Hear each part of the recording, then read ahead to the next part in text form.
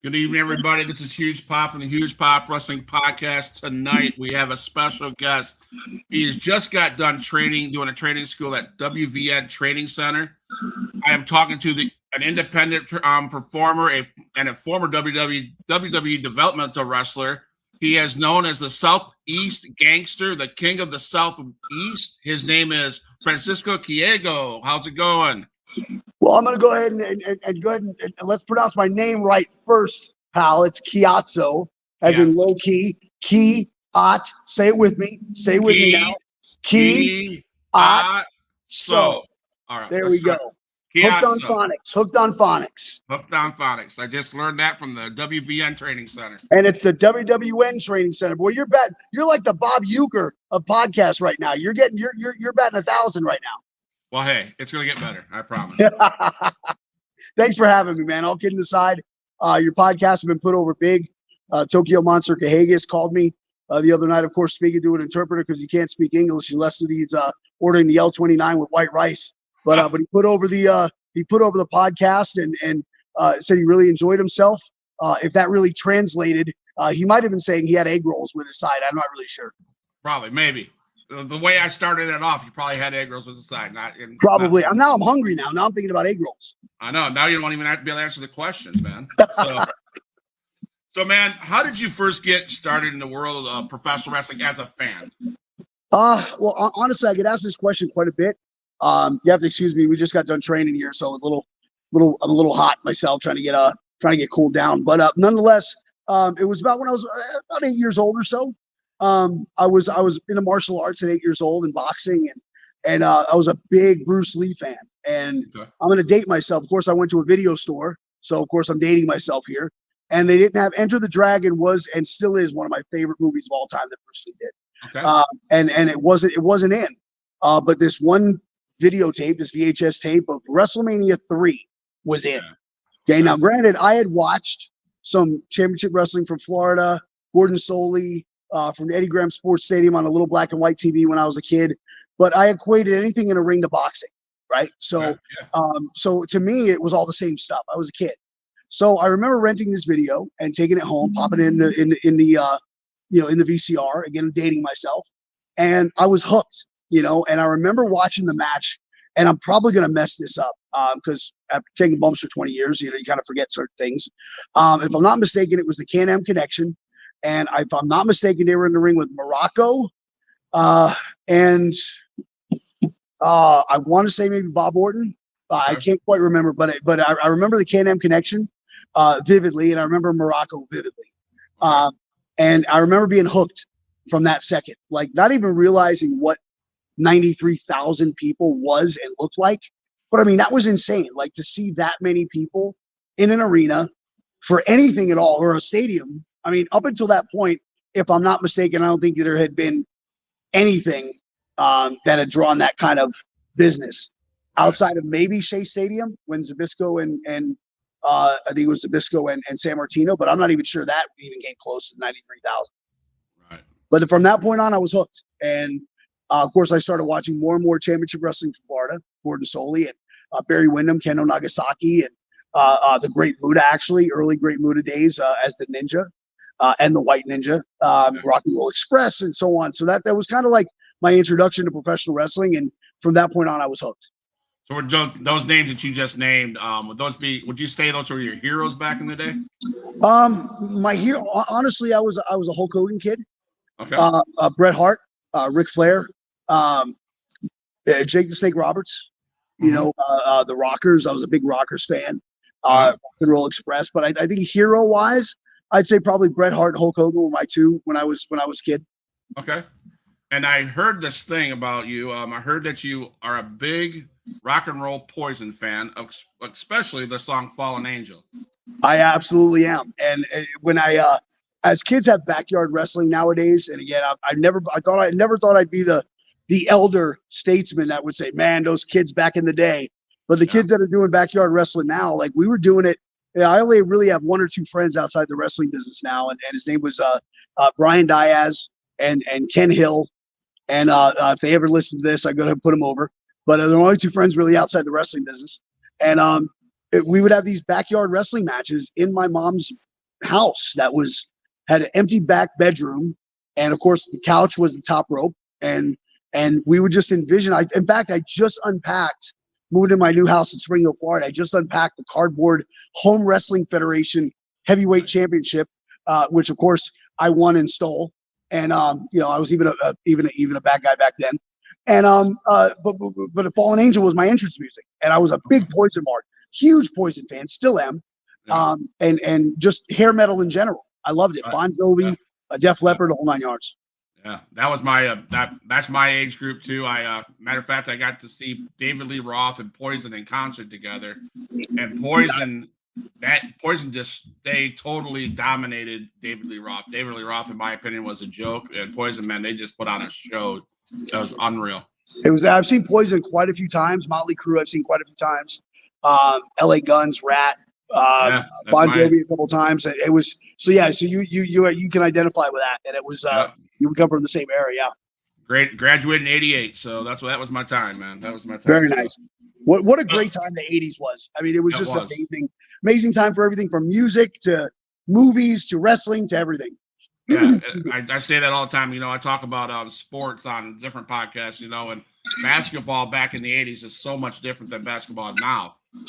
Oh, absolutely. All around. So hobbies. You got some hobbies, and I also heard a story about you love for Furbies. Yeah, you definitely talk to Gagas. I'm a big avid collector of vintage toys, which I'm popping, pardon the pun, for your. I'm looking at your graphic here.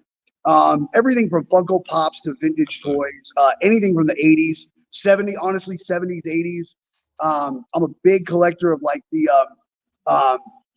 LJNs. I've got like 98% of the collection.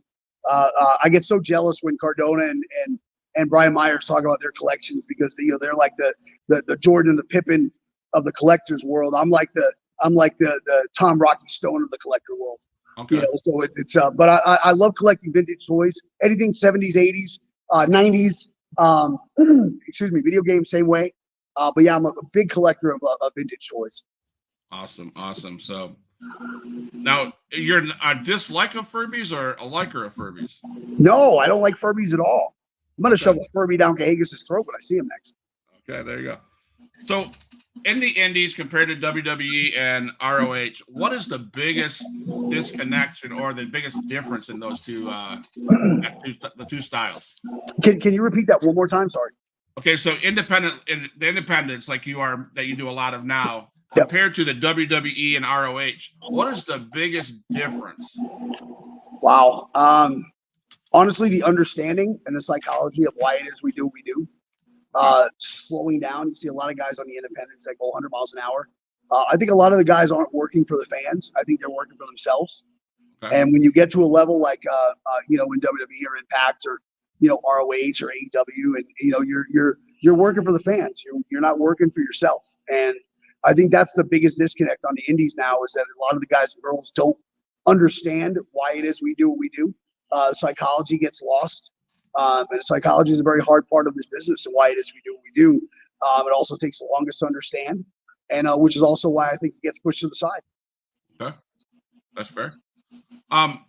So I'm going to dive into something. I hope it's okay.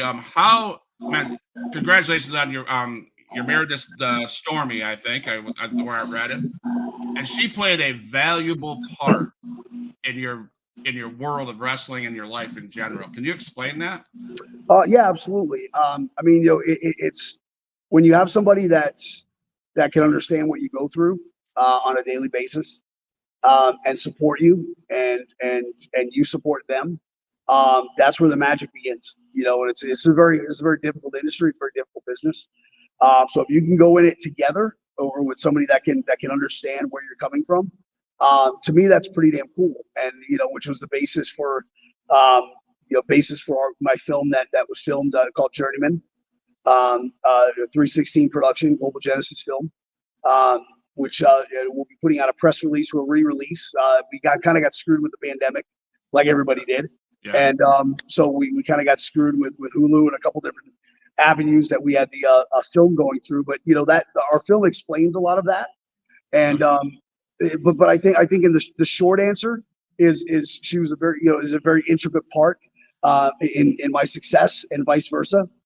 She was wrestling for Shine for many years, very successful Shine wrestling competitor. So to see her success in such a very short time, and to be the support for mine, to me that's what it's all about. And there's articles I read and stuff like that.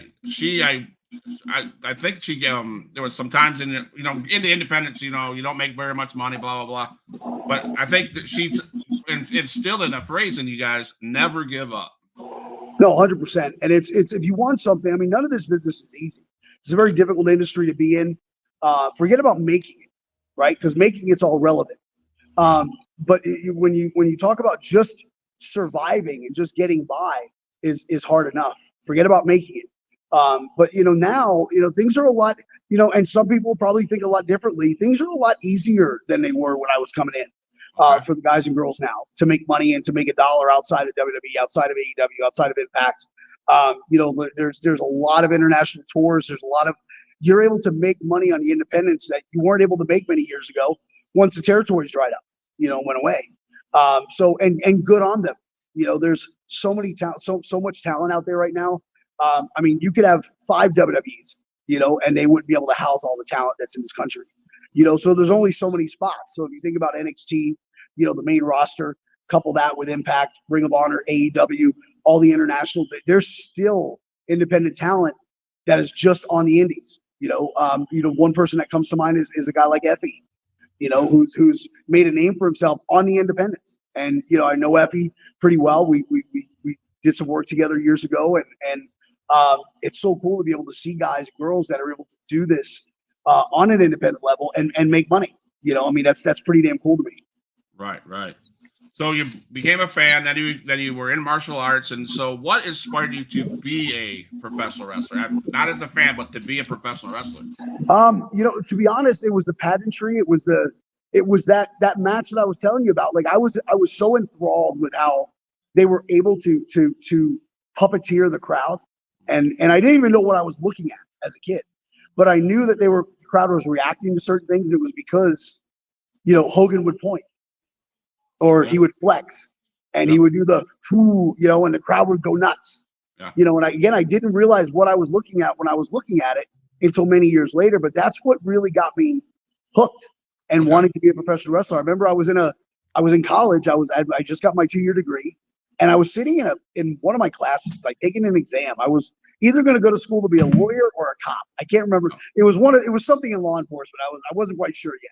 Okay. So, but I told my family I probably wanted to go to school to be a lawyer, and I joke about it all the time when I get banged up or hurt. I go, I should have been a lawyer. I remember I stood up in taking an exam, and I was like, I don't want to be here. And I got up and walked out in the middle of the test.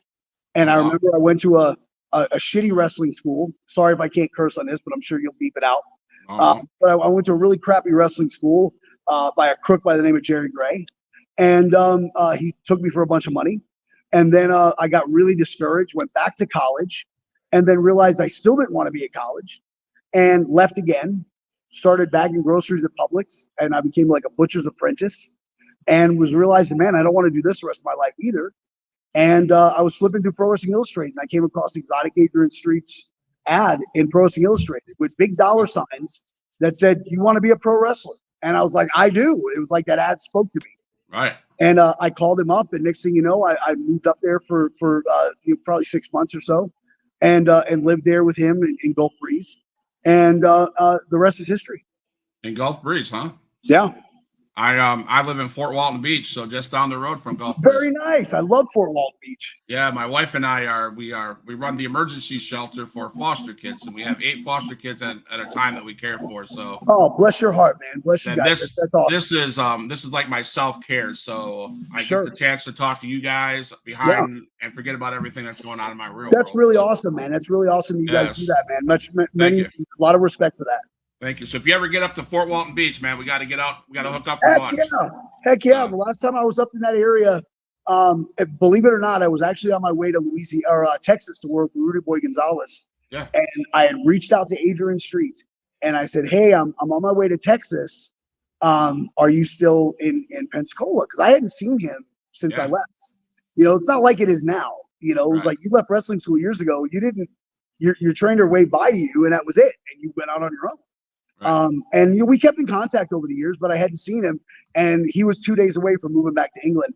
And God rest his soul, passed away. A short time ago. Yeah. So, was training tougher than you imagined? And can you talk us through training? What training was like? Training was pretty brutal. Excuse me, I got to take a drink. Hold on 1 second. Sorry, guys. All right, no problem. And there's no reason to worry about whatever you say on the podcast. There's no rating at all. So okay, excellent. Fire away. So it was brutal. When I moved to Adrian's, it was 5 days a week, Monday through Friday, about 7 hours a day. Everything from hook and shoot to you name it, we did it. Plus lifted weights and cardio. I mean, he would wake us up sometimes at 5, 6 o'clock in the morning for a 2-mile run and walk to the beach. Okay. We'd come back, we'd have breakfast, and then we'd start our training. And training would go all the way through the afternoon. We'd break for lunch, and then we'd be back at it till about 4 or 5 o'clock in the afternoon. And then we'd finish it up with a quick lift, and then the rest of the night was ours, and that was Monday through Friday, and then Saturday and Sunday was ours to do whatever we wanted. And I did that for for months, and then I left there and was kind of on my own. But I mean, it was rough. I mean, it was 100 degrees inside the wrestling school. It isn't like the posh wrestling school like you see here, which I'll show everybody. There's air conditioning here, and a roof that doesn't leak, and lights are on, and there it was brutal. But I wouldn't have had it any other way. And truthfully, if we could get away with that stuff now, I would much rather have a school like that. But it's really hard to make money when you're in a 100-degree building. Nobody wants to sit through that. No. So did you guys learn how to do promos and stuff like that? Yeah, absolutely. Oh, and nobody was better than Adrian. I mean, it was the one thing that he instilled in all of us was, I'm Franisco Ciatso from the second you see me, at a venue to the second I leave to get in my car to go home. And that's the one thing he instilled in me is that you're going to make people believe. And I remember he gave us a quote, and I still have this quote up, in my wherever and anywhere I've lived, I have this quote up in my house. It was by Johnny Valentine. It said, I can't make you believe what I do is real, but I can make you believe that I am. And I've lived by that. And I train by that, and I train my students that way. And this business is what it is. I'm not going to sit here and give away every secret, but I'm also not going to insult your intelligence either. But very similar to you go to see a movie, you don't worry about if Darth Vader's real, right? You just go and enjoy the movie, right?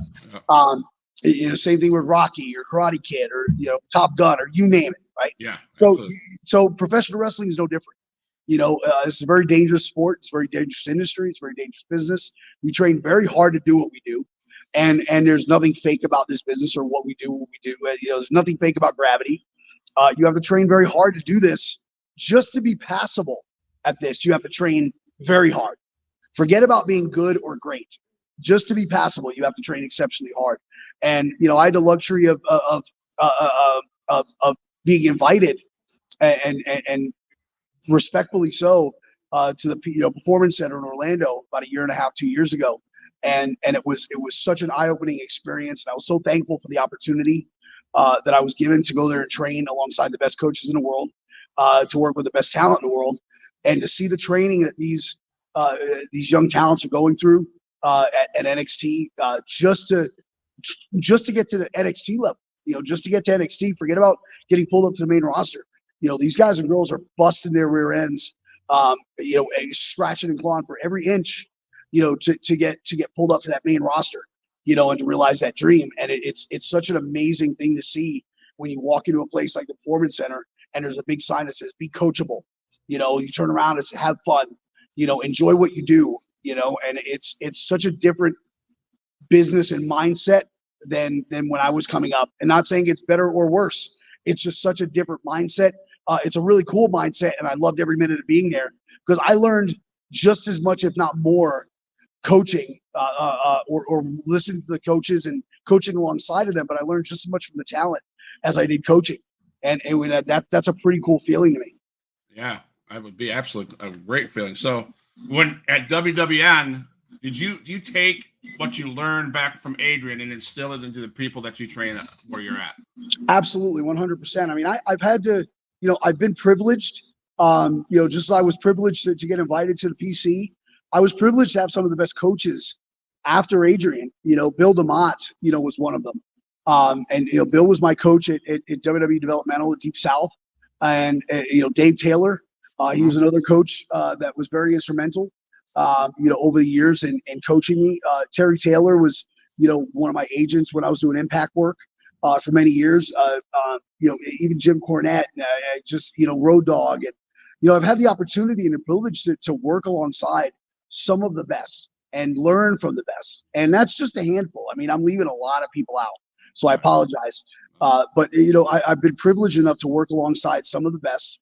And I take what I learned from Bill DeMott, what I learned from Dave Taylor, what I learned from Terry Taylor, what I learned from all of these pros that came before me that paved the way, and transfer that to my students. We just had a seminar recently with Bill DeMott here at the WWN Training Center, and it was so cool to be able to come full circle and show my coach, from Deep South what he created and what it was probably one of the top 5 moments in my wrestling career, honestly. And I've been doing this for a little over 23 years.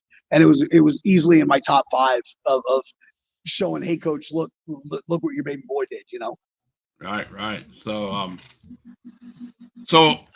Jim Cornette gets a lot of flack from a lot of people on the internet world. So, is he a cool guy? Yes, he's a great guy. He's a great guy. I've always got along great with him. I've learned so much from Jim over the years. Whether it was at Impact, I've got so many stories, a lot of which I can't really tell live on the air. But I learned so much from him, and I listen to his podcast daily or weekly rather. Other than his political views, which we will get into, I agree with just about everything he says wrestling wise. I mean, he has a track record that's hundreds of miles long, and has been successful in every aspect of the business that he's touched. So that's a guy you should be listening to, whether you like him or not. It has nothing to do with like.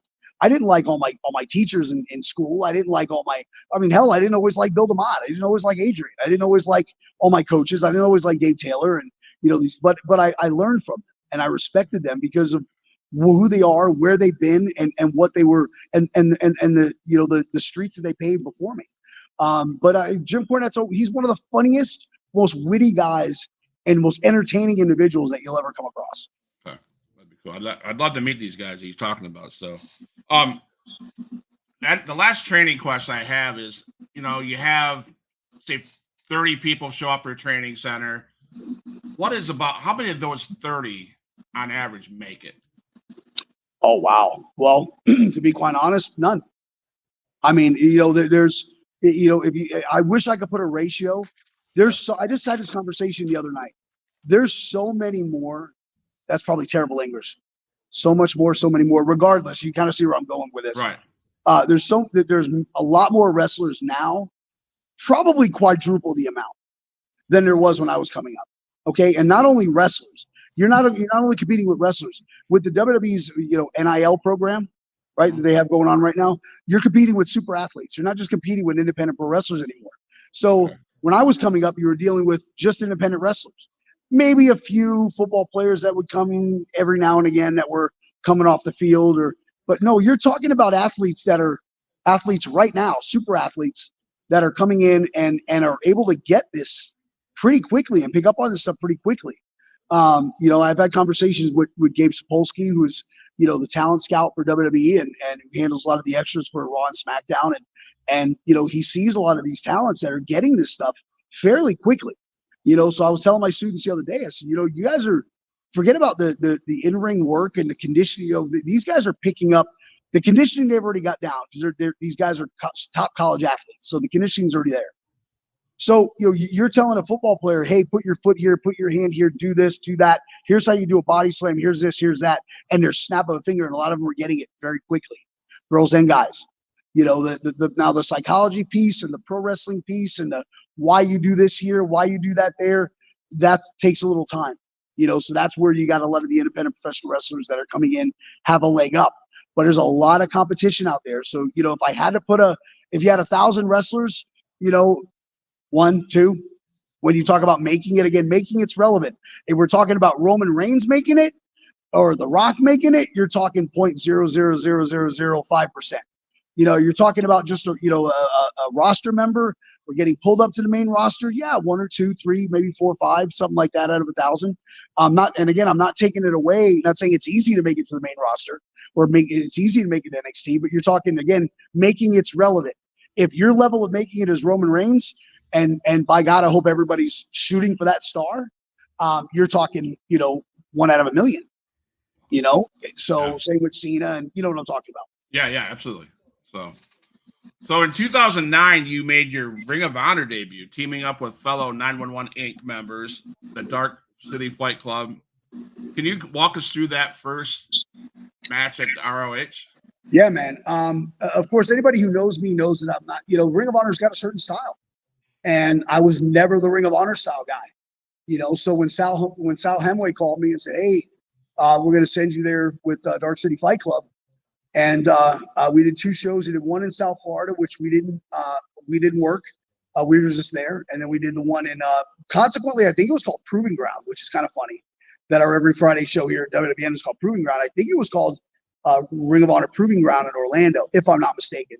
I think you're right. And it was myself and Dark City Fight Club squared off against Roderick Strong, Eric Stevens, and Brent Albright, I believe. And I was scared shitless because it wasn't my style.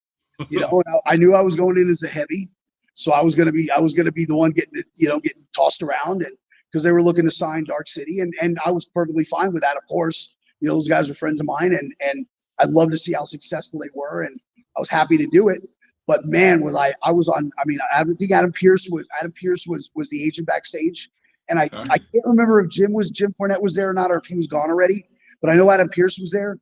And I just remember about 20 minutes beforehand, like butterflies started. I felt like I was going to puke because I was like, man, I don't want to go out there and shit the bed and make not look presentable, even though this isn't my style, but hell, we went out and killed it. And I'm going to put myself over it. I don't like to do that often. But I did damn well. We all did damn well. The match was, in my opinion, pretty damn good. And the Dark City Fight Club will tell a story where they were chanting, "Please come back to Dark City." John Davis looks at Corey and says, "Where the hell's Frankie?" I'm on the opposite side of the ring with tears coming out of my eyes, trying to suck wind, trying to breathe, thought I was dying. And I'm like, oh my God, this is so great, but I can't get up. I can't move. And I just lay there sucking wind and crying like a baby because I got through it. But yeah, it was pretty cool. That's another one of those things that are in my top 10 easily moments. Nice. Yes. Yeah. So now you're mostly concentrate with WWN as a producer, agent for Full Impact Pro, I believe, and run the training school. So with all that busyness that you do, and do you have time to do shows, to perform yourself? So, I knew when I moved back to Florida from Nashville in 2017, I knew it was time for me to start transitioning, whether it was aches and pains, whether it was never I fell out of love with anything. It was never anything like that. It was more so just, hey man, I'm getting older. We can't do this forever. We're not machines. Eventually things start breaking. And I started to feel aches and pains in places that I didn't have aches and pains before.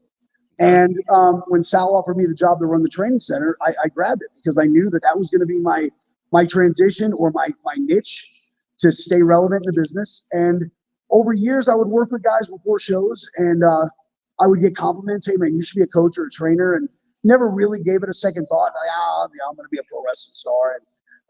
But it wasn't until I moved home and started producing and kind of following Trevin Adams around, who's the ambassador for WWN, and doing commentary with guys like him and Ron Nemi, and started training guys that I realized that, man, I'm actually pretty good at this training thing. Right. And that kind of morphed into producing. And the producing aspect really came about in like pre-pandemic, or right as the pandemic hit. I had just like kind of signed with Evolve, brought me on as a producer, Dave and Sal, and we did 2 loops. I think we did Boston, New York, and I think we did like I think Chicago and Detroit prior to that, if I'm not mistaken. Pandemic hits, everything goes belly up. We were doing recruitment camps with NXT. Everything was going great, firing on all cylinders, and then nothing. And I had to get a job. I was like, well, after shit. Now what do I do? Right. And I picked up the phone one day, and it was with Luke Gallows on the other line. And he goes, hey, you want to come film a pay-per-view in my backyard? And I was like, well, I don't know what the hell that means, but yeah, I'll be there. And it was, of course, Talking Shopmania. And that kind of morphed me on the producing like aspect, where I really started diving into producing. Okay. They had just signed with Impact or getting ready to sign with Impact. And I hit the road with those guys and kind of helped them with whatever they needed. And I would just I'd be backstage and grab a headset and just sit next to guys like Dreamer and D'Lo Brown. And I would plug the hell out of Scott D'Amore and follow him around. And, I would produce little segments for the Good Brothers and help them with whatever they needed.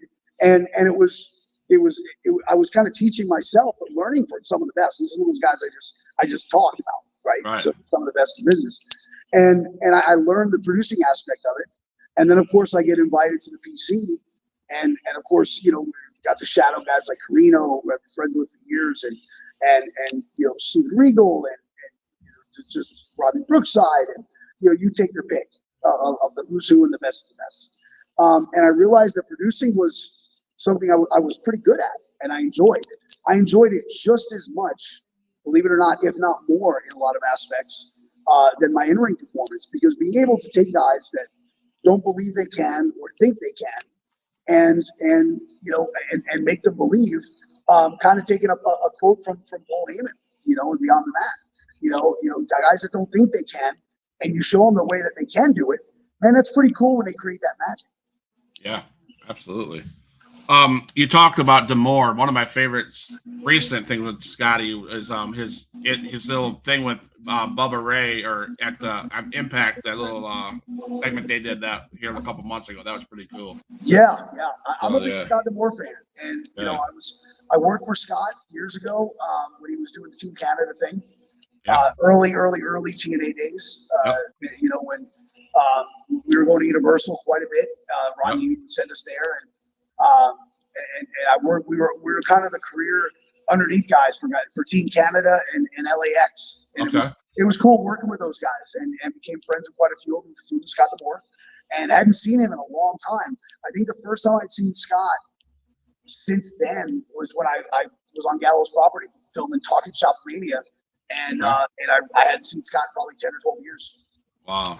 You mentioned Universal. You mentioned Universal Studios. I was that kid that would always go to Universal Studios with my family, and I'd be able to stand outside the arena, and I wanted to go in, and my mom and dad were like, "No, can't." I'm like, man.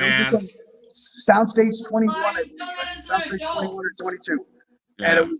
But those are some of the best times. Like I learned so much. Yeah. So speaking about Cornette, like him, Dutch Mantel. A lot of times they were. Road Dogg was my agent quite a bit. It was some of my best times. From like 2000. You did that as one or two to like, well, recently when I was in Impact with Gallows and them for a couple of years before they re-signed with WWE. Right. My wife just informed me that I was there as an adult, and I still wanted to get in that going to that arena to watch a show, and I wasn't able to do that then either. So, there you go with that. So in the ring, do you still get that excitement, joy, buzz as walking through that curtain as you did the first time you walked through the curtain? Even as a producer, do you still get that excitement of, oh my God, it's showtime? Yeah, absolutely. I mean, that doesn't go away. Once it's in your blood, and once you Once you get this in your blood, it doesn't go away. Hold on. Once you get it in your blood, it doesn't go away. Whether it's in-ring performance, whether it's in-ring performance, whether it's producing, I get the same giddy feeling that I did the first time. And some days it feels like it's been 23 something years. Yeah. Other days it feels like it's been yesterday I started. I get the opportunity to work with some of the best young talent that's coming up now.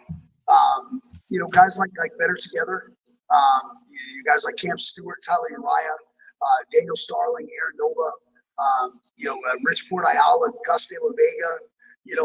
I get the opportunity to work with so much talent and be able to help them and groom them and learn just as much from them as I teach.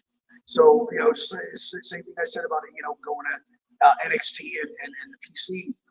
These young guys are teaching old grizzled coach just as much as he's teaching them.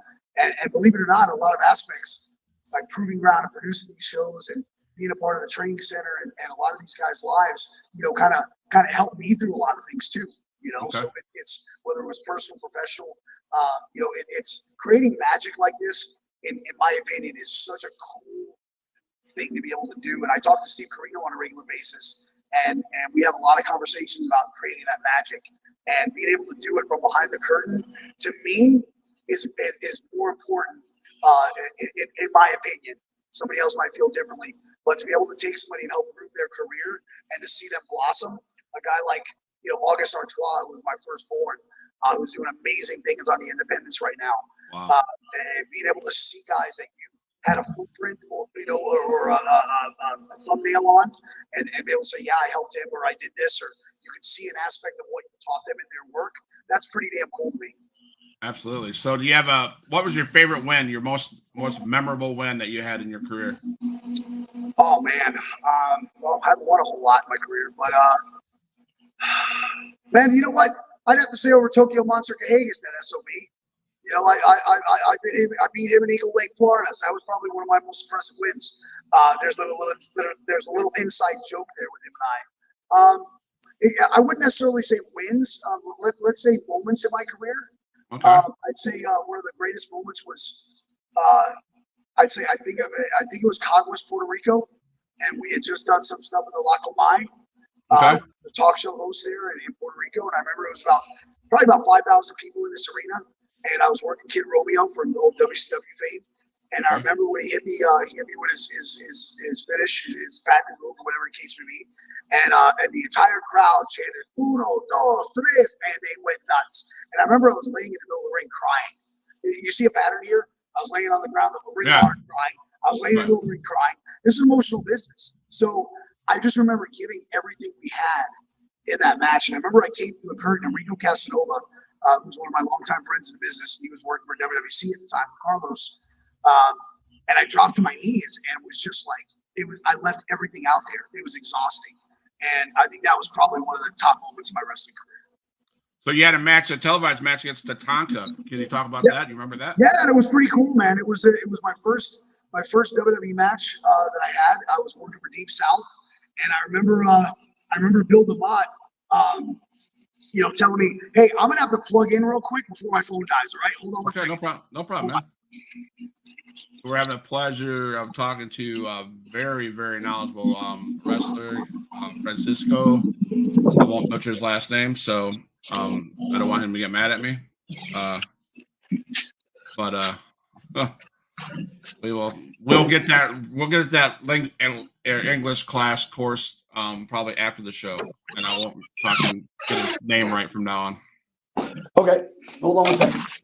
I don't want to lose you, so I gotta run and grab my charger. Sorry about that, guys. All right, no problem, man. So we're gonna dive into more questions on the business. We're gonna talk about brotherhood, guys. We're gonna talk about what it means, what the fans mean to him, etc., etc. So stay tuned, and we are gonna have a good time to finish up the show.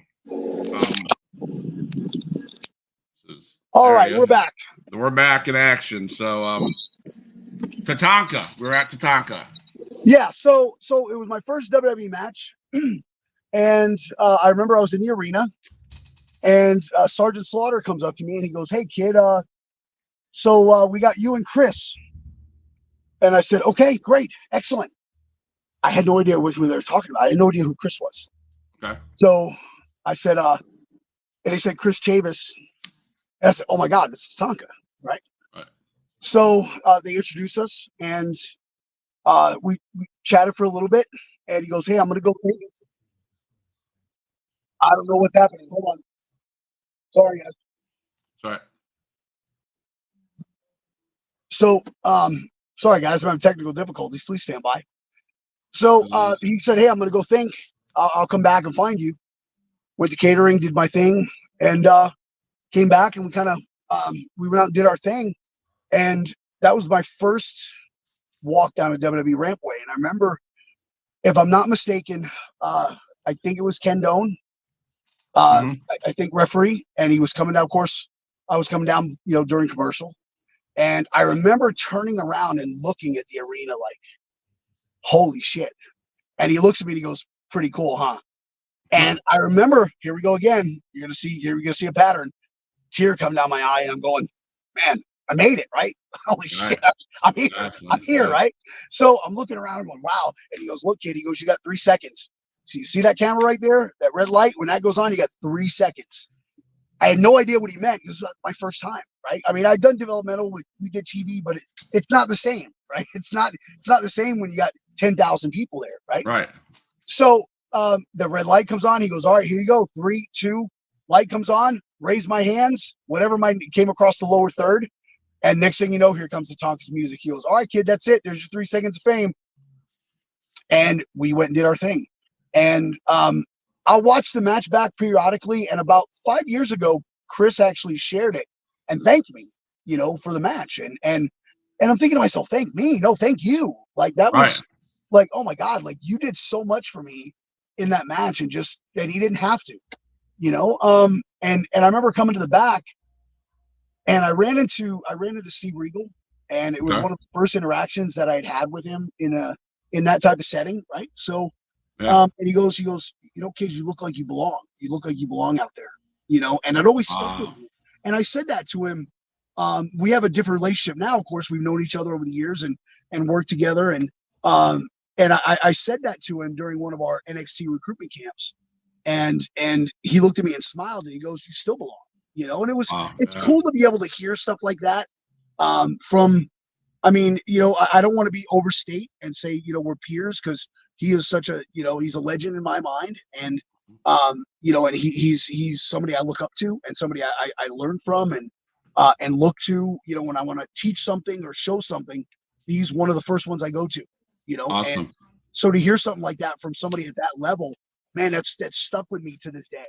Yeah, I bet, man. That, especially from guys like that, man. Anything that you guys take in, and that's a question I ask all the time, but you've answered it already.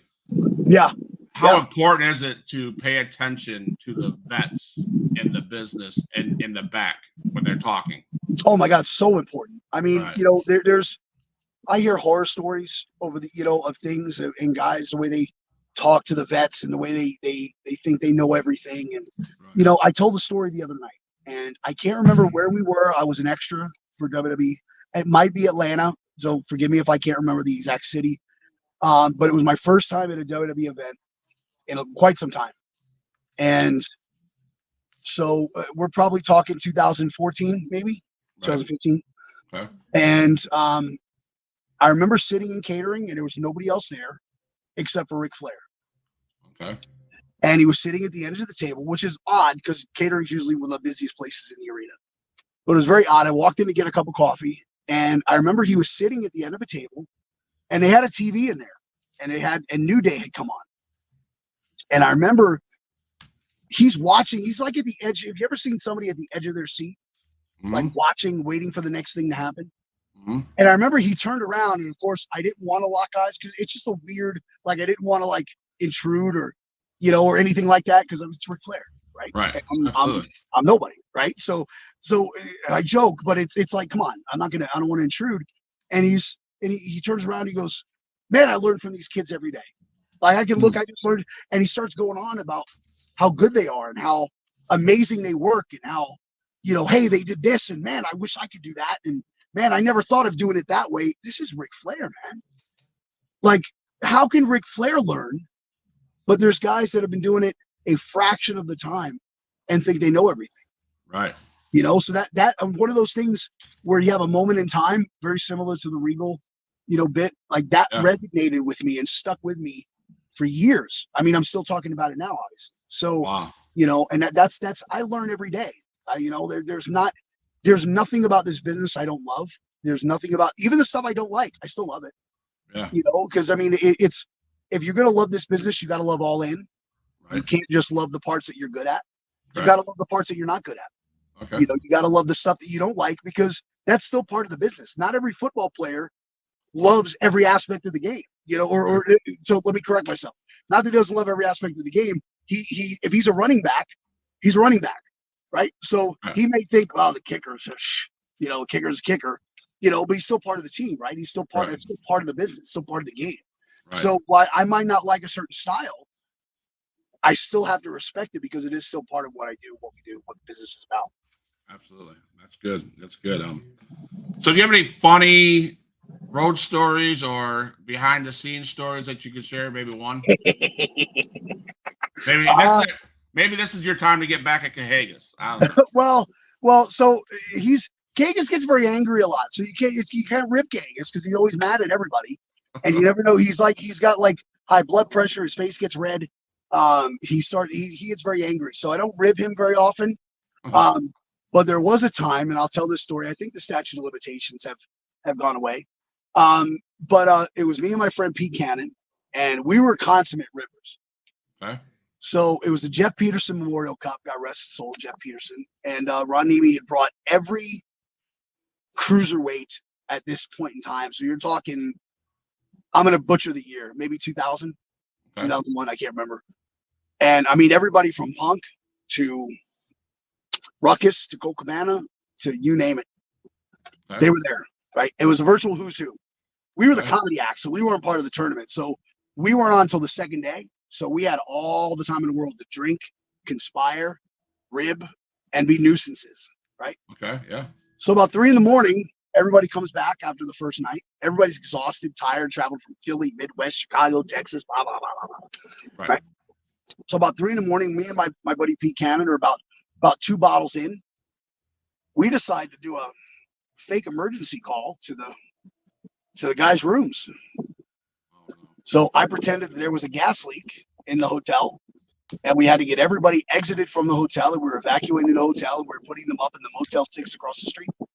Now, mind you, this is like a Marriott, oh my God, hotel, wow. Right? Okay. The Motel 6 across the street was a crap hole, across the street from this hotel. So we start making, I had a list of everybody's stuff, like their rooms. I can't remember how I got it, but I got it. We called everybody's room as this safety coordinator, Mark Green. I think we named me Mark Green, right? So we called everybody's room, and one by one, we saw Ruckus, Punk, Colt Cabana, and everybody go down the glass elevator all the way down to the floor with their pillows and little blankies and little stuffed toys, and congregate in their little pajama pants down to the lobby. And some of them even started walking across the street until I can't remember which one of the boys went to the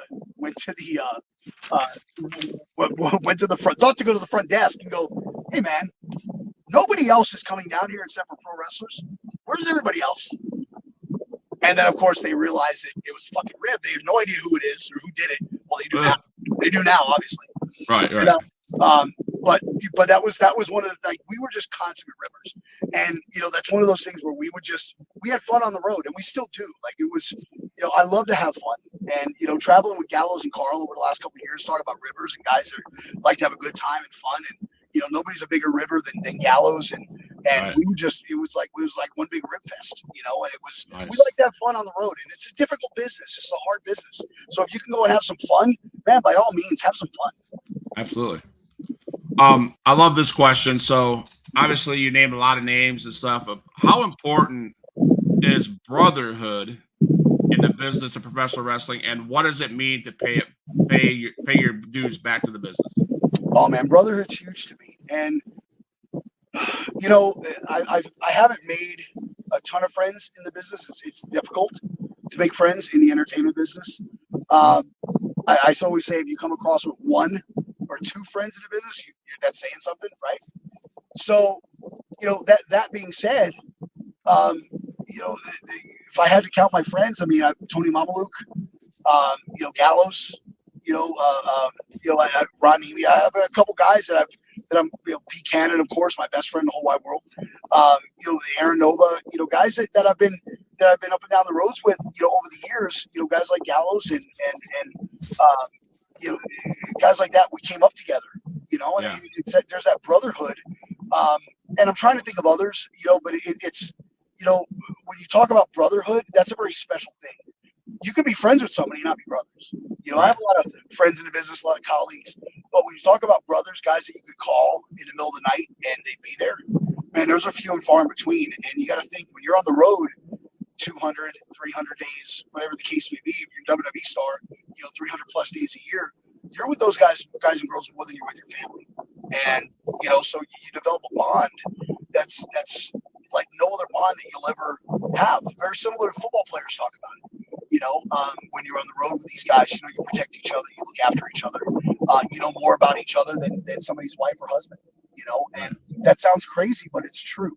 And you know, I've been fortunate and lucky enough, you know, to have a couple brothers in this business. And, you know, it also, you know, the flip side of that is you also lose a lot of friends in this business. You know, that's the sad part. But, you know, you don't always start end with the guys you start with. You know, you meet those people along the way. And one of my favorite books, kind of off subject, but it's 5 People You Meet in Heaven. And it's one of my favorite books, one of all-time books, and it talks about the different people you meet over your lifetime, and that kind of always again resonated with me. And you know, because you meet these people, and some are single serving, some you meet they're there for a reason, and they're out, and that's okay too. You know, and that's a hard acceptance that I had to accept over the years. So you're not always going to end with everybody you started with. Okay, awesome.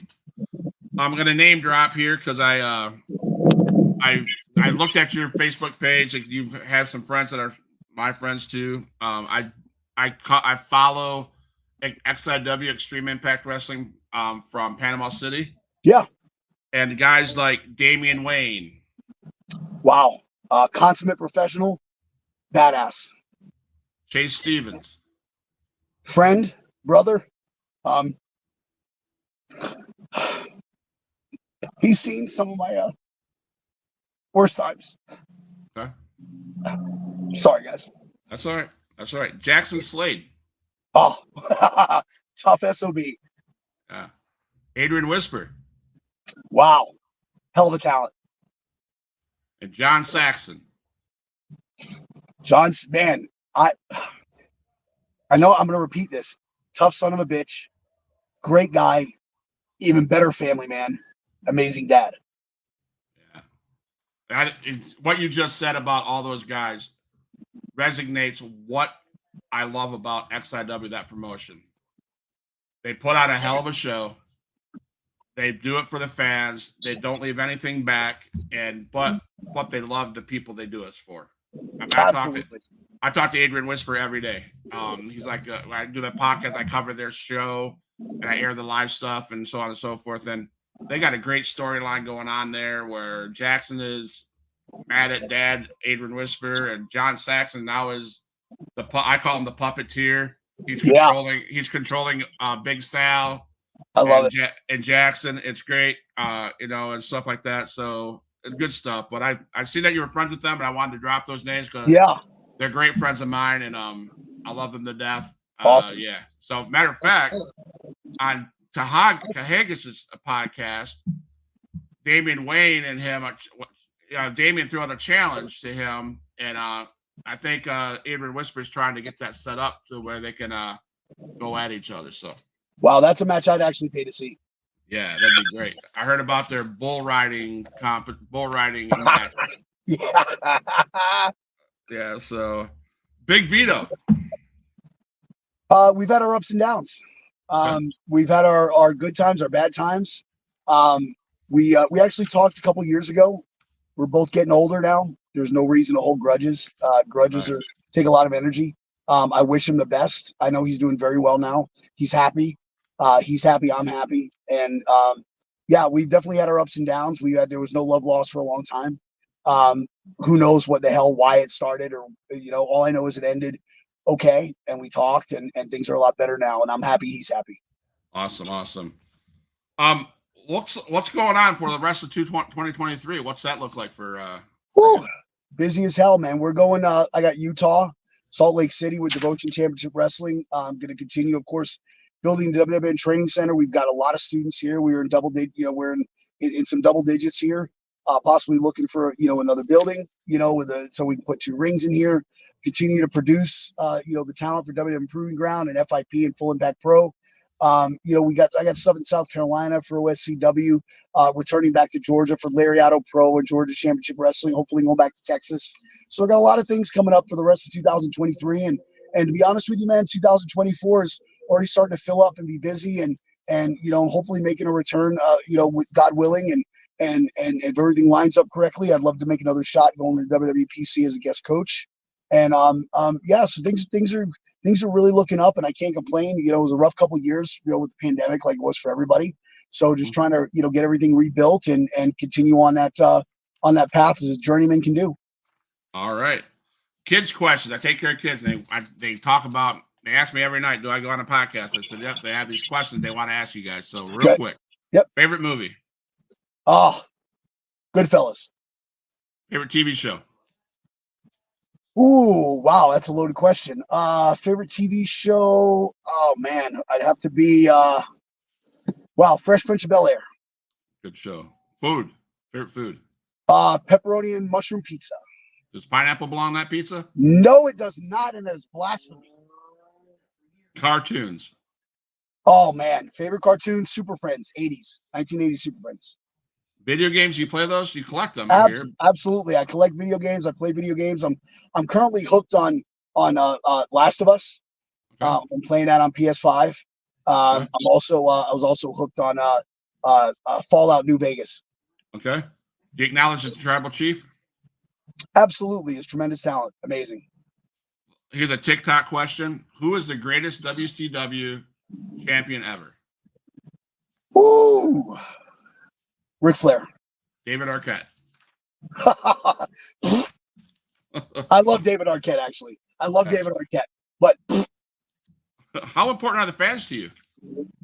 They're the most important. Without fans, there's no us. Are you a fan of the merch table and the meet and greets where they come and see you and all that? Absolutely. I learned so much. Again, going back to Gallows and Carl, being on the road with them, kind of the road manager for a couple of years, just kind of traveling with them. And it really, really resonated the importance of the merch table and how to work that merch table and how important that is.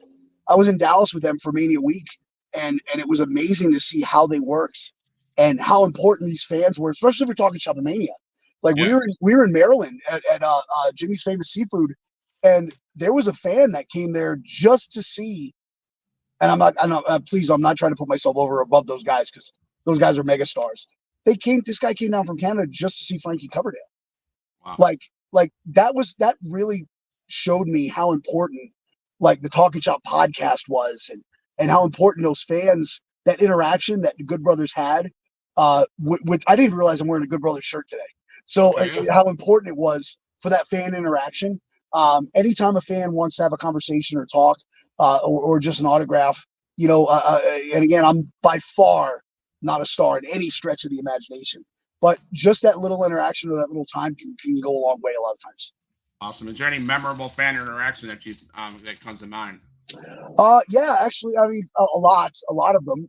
One recently, I was actually leaving Proving Ground where you go to Wing House. We call Booking the Territory with Aaron Nova and Daniel Starling, where we go and just have a couple beers and eat some wings and stuff and kind of BS about the night. And, I was walking out and this dad comes up to me and he had just put his kids in the car and he goes, "Hey, I just wanted to say thank you." And I said, "Well, thank you for what?" Like I was taken aback. I was like, thank me for what? And he goes, "For doing what you guys do." He goes, "I'm going through a divorce and I take my kids here on every other Friday, because when he has his kids," he goes, and every time that I picked them up, hey, Dad, are we going to wrestling? And he goes, they love it here. We're able to come here. It's affordable, and we're able to see, some great wrestling, and I'm able to bond with my kids. That's pretty cool to me, man. Like, that's really neat, right? Like, that's so cool, and that was like, it was such a cool interaction, Yeah, absolutely. Yeah. October 22nd, Clearwater, Fallout 2023. Is it true that you're going to be in a 6-man tag team? Well, I'm actually going to be managing.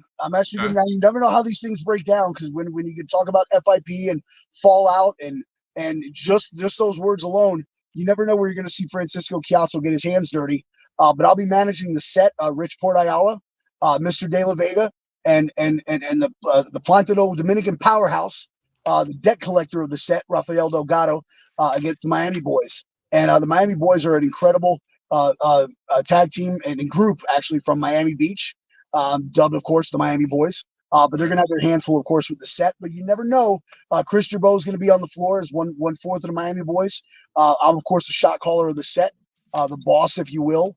And you never know what's going to happen. It could break down to an 8-man. I might just decide to punch one of those boys' teeth in the back of his head. Who knows? So I was just going to ask you, is there anything you want to tell your opponents to expect? Oh, well, trust me, they know us. They know us very well, and they know that they're coming to FIP Fallout. We're coming for those FIP World Tag Team titles. Doesn't matter which members of the set get those tag team titles around our waists. We're coming after the Metro Brothers, a team that I dumped for better days with the set. And, of course, we're coming with those tag team titles. That means we got to step on the Miami Boys' stupid little dreadlocks. We'll step on his dreadlocks. There you go. There you go, Miami Boys. You heard it from our guest. So is there anything else that you can share with the fans before they, like, social media, what to expect, and where they can find you? Yeah, absolutely. Franisco Ciatso, Facebook, Instagram, Twitter, all the same. Please follow me. I definitely follow you back. I enjoy fan interaction. You kind of see me on Gabe Spolsky Twitter space. Every couple of weeks, I'll pop in there, answer some questions, meet some fans, talk to some people. Of course, WWN Training Center. Look us up, WWNTC.com, as well as, of course, WWNLive.com, FIP Fallout, Shine, as well as WWN Proving Ground. You can see me at all of those places. Lariato Pro, OSCW. But if you go to my social media, Facebook, Instagram, you'll see all those promotions I work for. Please say hello. Thank you for the support over the years. Look for the re-release of Journeyman, a 316 production, Global Genesis film. The re-release and our press release is going to be going out here in the next 3.5 weeks. So take a look at that. We're going to be released on Amazon Prime, and you'll be able to purchase that as well. Awesome, so I'm going to close the show. Please stay in the lobby. Don't go anywhere. I want to talk to you off air real quick, okay? You got it, brother. Huge Pop Wrestling Podcast fans, I thank you for coming on tonight. Hit the follow button, hit the subscribe button, YouTube, every social media you see. Follow this man, Franisco Ciatso. Thank you, Mr. Ciatso, for joining us. Love you, fans, and we're out. All my dogs, make some noise up in this house.